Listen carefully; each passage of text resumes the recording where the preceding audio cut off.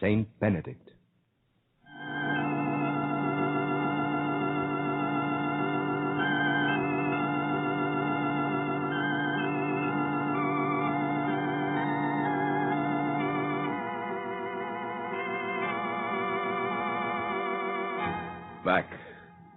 Back 1,000 years, even more, even 1,400 years. This is where he stood, on this hallowed ground. This is Monte Cassino, Italy.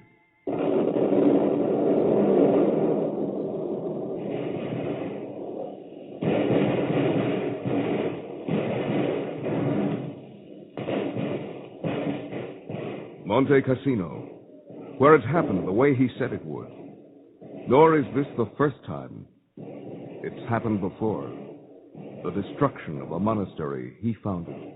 This man of God, Saint Benedict.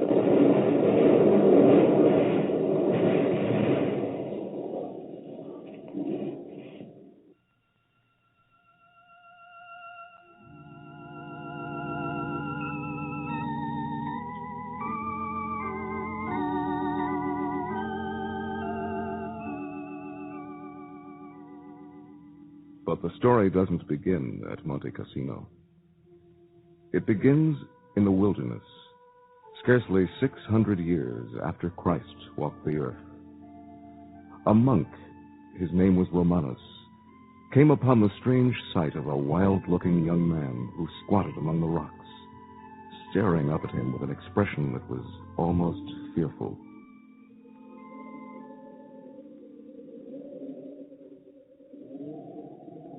Not a wild man of the woods, huh?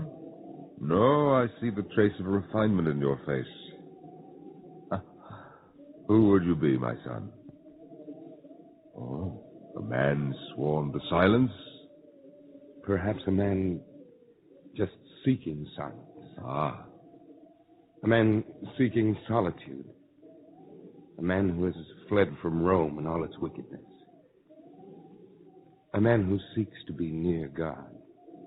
Fled from sin, It amuses you? Oh, can't a man smile without giving offense? Forgive me. I was just wondering if you thought sin would vanish just because you fled from it. No, I didn't think so. Man was born in sin. Yes. Yes, I know. You're too young to be a hermit. I have a right to solitude. Yes, of course you have. A right to dedicate my life to prayer.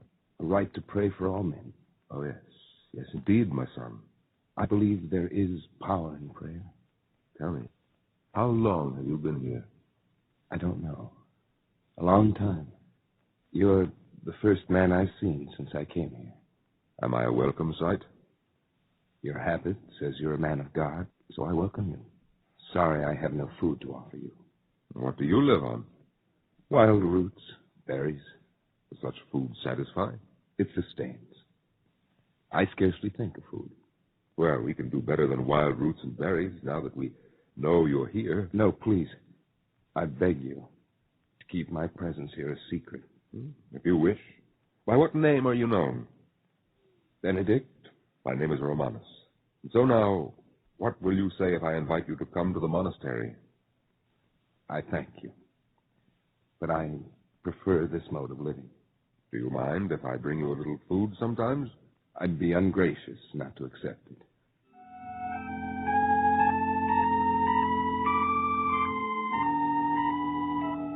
For 3 years, Benedict lived in the wilderness, a hermit, seeing no man except the monk Romanus, who became his friend, until wandering shepherds came across him, and the word spread through the wilds that a man of God lived there. Benedict's presence in the neighborhood caused curious comment, even in the monastery. One faction, led by a monk named Pallius, regarded the matter with ironic amusement. Romanus. Yes, Pallius? You know this hermit called Benedict? Yes. Is that so funny? Well, I'm told he lives on wild roots and berries and sleeps on a bed of thorn bushes. Is that true? He is doing penance for others. He punishes himself for other men's sins. Do you also find that amusing? I find it presumptuous. Oh? Who does he think he is that he is so worthy in the sight of God that he can intervene for other men's sins? He's a very humble fellow. He's renounced all the world's pleasures to give himself to prayer. A man like that should be respected, not scorned. And if he's so pious, he should be in a monastery. Are we so pious, Brother Pallius? Could you torment your overstuffed belly to live on roots and berries, giving thought only to prayer? Could you? No. But then I am not a saint. And this fellow is? I would say so. Well, then, at supper tonight, we'll drink a toast of good wine to the saint in our midst. I'm sure you'll join me, because the wine is very good. Come, join me instead in the chapel, and we'll both pray for the soul of our departed abbot. Oh, that gives me an idea, Brother Romanus. Why don't you invite your saint to take the place of the abbot? After all, we need a saintly man here. The idea has already occurred to me. I'm glad you concur with it. What? I'll take the question up with the other brothers. You may support the idea. Support it? Ha! I'll ridicule it to death.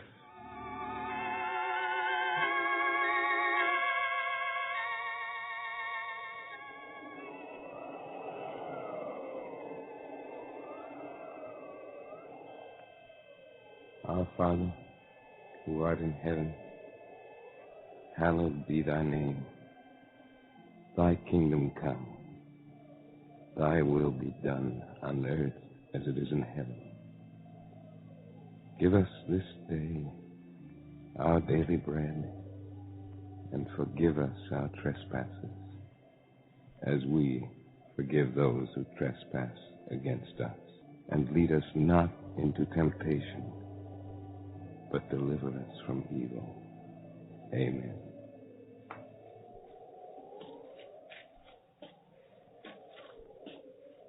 Benedict. Oh, you come out here on such a cold night. I brought you food. So much. There was a banquet at the monastery. Oh. And will you believe that God spoke to me? He speaks to us all the time. If we could only listen. Oh, how true, my son. Well, tonight my ears must have been thoroughly washed, because I heard his voice most clearly. There I was, eating a hearty meal, and his voice came to me, chiding me that while I stuffed myself, his servant Benedict was starving out here. It really happened? As surely as you see this old face of mine. And the voice mentioned me by name? By name, yes. You had been drinking? Oh, scarce a drop of wine had touched my lips. Then I must believe you. And there is more. Yes. Tonight, even before God spoke to me, I made a suggestion to the other brothers. Oh? My suggestion was approved, except by a few. I think you know our good abbot died recently. Yes. We have not been able to agree about a replacement until tonight. You have been elected. To become your abbot? I'm not even an ordained priest. That point was fully explored. A few will not welcome you, the rest of us will. No, I am not qualified. Godliness is the only qualification we ask. I beg you to go back with me after we've eaten.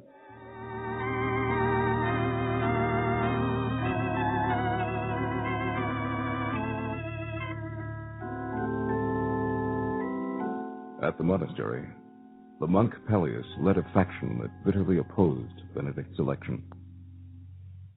Ah, Benedict, I was just thinking about you. Yes, Brother Pallius? Speculating on a thought. I must admit to some curiosity. With your permission, I would pose a question. Go on. Would you say you are more pious than the rest of us? Would you say so?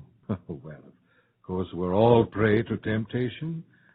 We're all sinners, after all. And still, the greater sins are sometimes in what we think and feel, not always in what we do. I suppose only God can know how pure the heart of a man is. A pious face does not always reflect a pious heart. You have a most pious face. Well, it is not piety you see in my face, Brother Pallius. It is mostly sorrow for my sins. Now, with your leave... Oh, don't go. Honor me by breaking bread with me and sipping a little wine. Please, sit down. For a moment, if you wish. Then I'll pour you some wine. To your long stay with us? But first, let me ask a blessing. By all means. Bless, O Lord, this wine created by thee, that it may be a means of good health for mankind, and grant by this invocation of thy holy name that all who partake of it may receive health of body and protection of soul. It happened even as Benedict gave the sign of the cross. In God's name. The wine glass shattered into 100 pieces, and the wine flowed to the floor. Brother Benedict, I swear Was there poison in my wine? In the face of God's wrath, I dare not deny it. Yes, I tried to poison you. I've hated you, resented your being here. You took the position I wanted. I tried to kill you.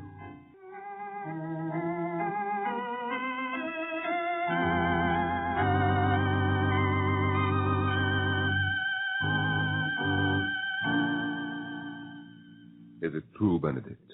Is what true? There is a rumor that Pallius tried to poison you, and that God himself intervened. Romanus, I am not happy here. I am not satisfied I am serving God by remaining here. I've decided to leave. I knew it would happen someday. I prayed it wouldn't. I shall be gone in the morning. Come. We'll spend our last few hours together in prayer.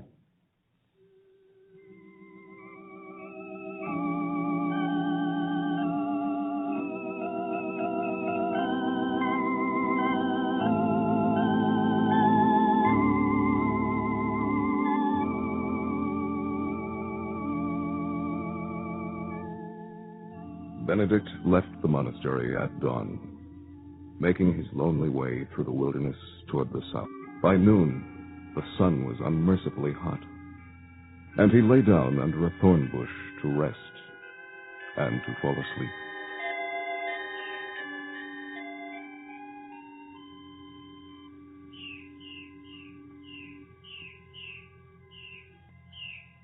Benedict?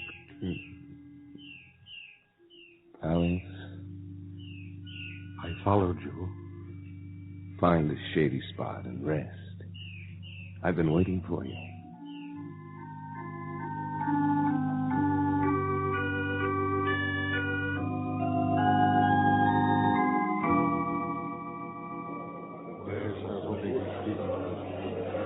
They followed us from the last village.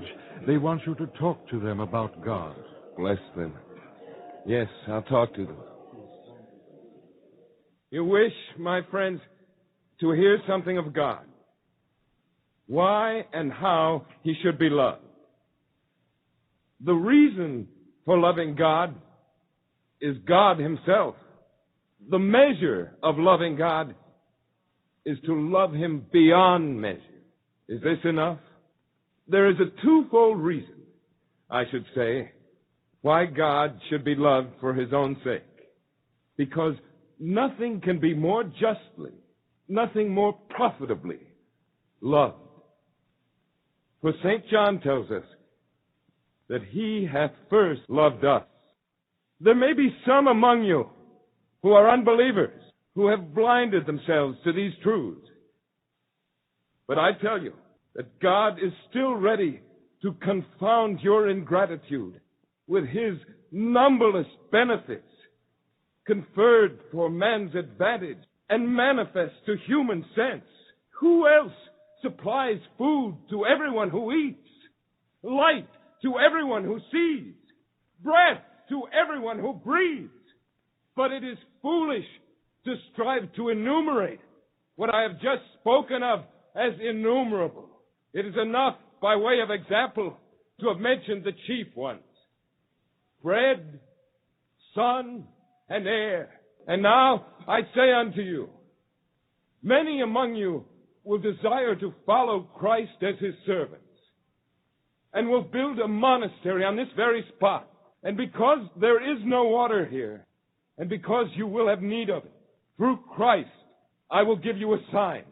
Behold, where there is no water, there is plenty.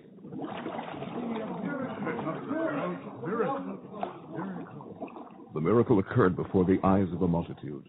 A fountain gushed from the rocks, and the crowd fell to its knees, praising God.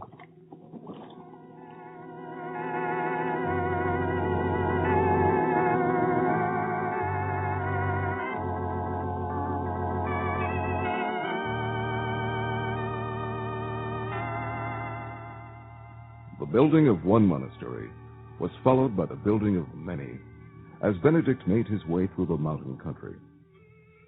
Then one night, as they neared the area of Naples, they made camp on a mountain overlooking the sea, in sight of a strange-looking temple.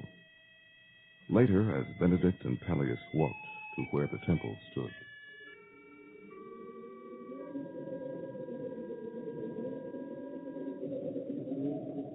Pagan temple? To Apollo. Ah, yes. The statue. It's beautiful workmanship. That such artistry and genius should have been dedicated to a heathen idol. And I would judge people still come here to worship. And I would judge as of this moment that we are no longer alone. It seems not. Oh, there! Whoever you are, stop waving that sword. I'll wave it in the direction of your neck if you like. I don't like. Are you there? You're a quiet one. What have you got to say? Most reasonable thing. Who are you? Garius, keeper of the Temple of Apollo, with 50 soldiers with an easy call.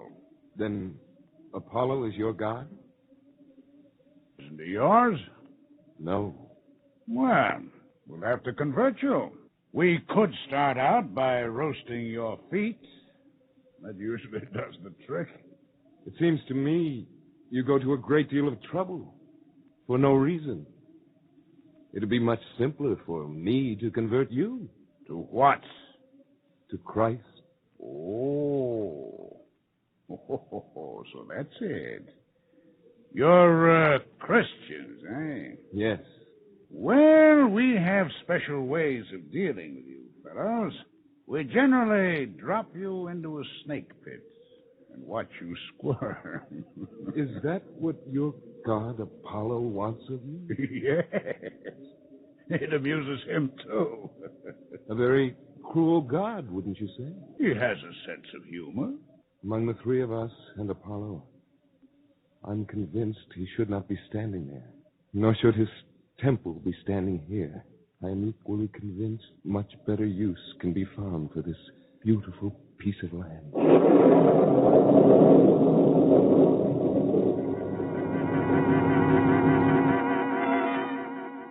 Apollo's temple collapsed, and the statue crumbled to dust.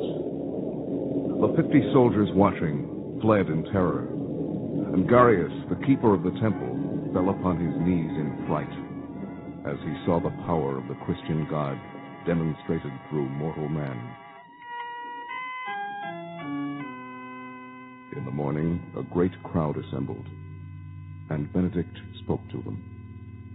And the Lord said, I am the Lord thy God. Thou shalt not have strange gods before me. Blessing and glory and wisdom and thanksgiving and honor and power and strength forever and ever.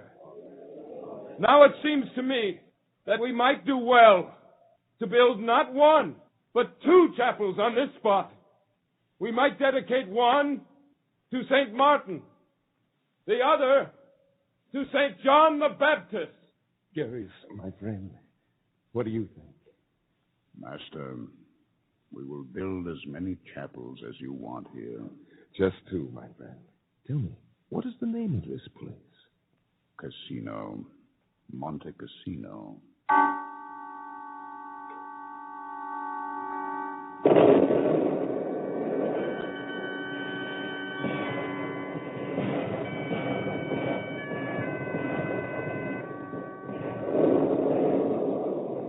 Benedict stayed 14 years in Cassino. Monte Cassino, sacked by the Lombards before it was a century old. Rebuilt and sacked again by the Saracens a century and a half later. Rebuilt again to flourish greatly for 9.5 centuries, during which time it suffered at the hands of the Germans in the 13th century, and later was trod on by the armies of Napoleon. And finally, only 20 years ago, this abbey of Monte Cassino was destroyed more thoroughly and more terribly than ever before in the Second World War.